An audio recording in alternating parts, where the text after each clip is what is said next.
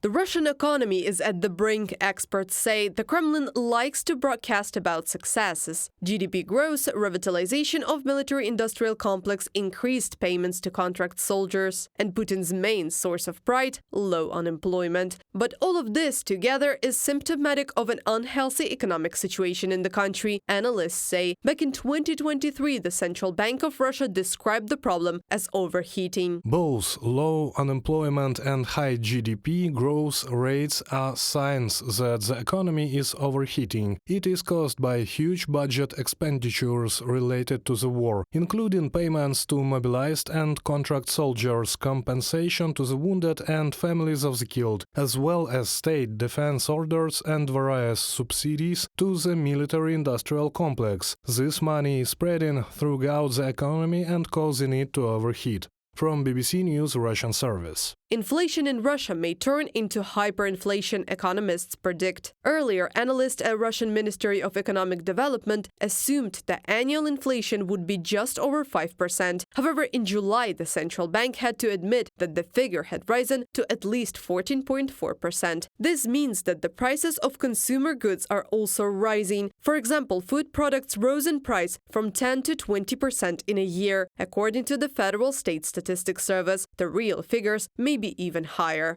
Такая же история была в Советском Союзе.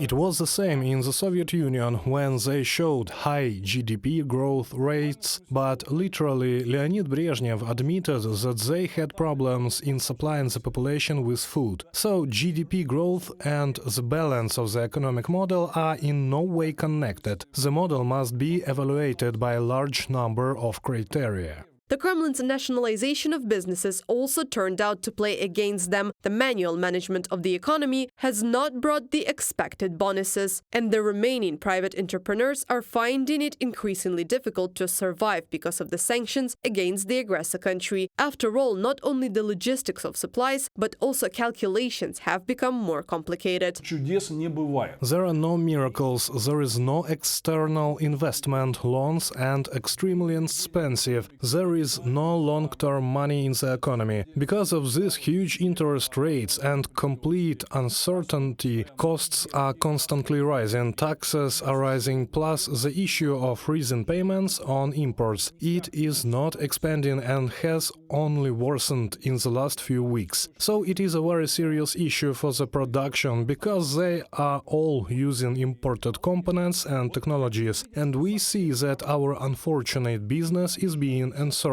from all sides. The acute shortage of personnel and its consequences, growth of salaries, make the economic situation even worse. This is mainly due to new jobs in the military-industrial complex. The Russian State Statistics Service estimates the shortage of workers at 2 million people. A combination of reasons is to blame: the demographic hole and the entry into the labor market of the small generation of the 1990s, the mobilization, emigration abroad, and the reduction in the inflow of migrants. These are things caused by war and the Kremlin policies. The shortage of labor leads to a rapid growth of wages. In April this year, average wages rose by 16.5% compared to April 2023. In some regions, such as Krasnodar Krai or Kurgan, wages rose by more than 20% over the same period. From BBC News Russian Service publication. According to Russian Central Bank Governor Nabiullina, all of this can lead to stagflation. In this case, businesses suffer losses, people's incomes are eaten by the inflation, and the economy is in a very depressed state. The central bank is curbing the risk of stagflation by raising the key rate. Now it is 18%, and there are no plans to lower it. Some experts believe that a combination of factors such as Western sanctions, staff shortage, and the enormous cost of continuing the war against Ukraine will deal a painful blow to the Russian economy in early 2025. Others push the deadline to autumn of 2024. Reported by Anastasia Tarnavska, Larissa Petruk, UATV News.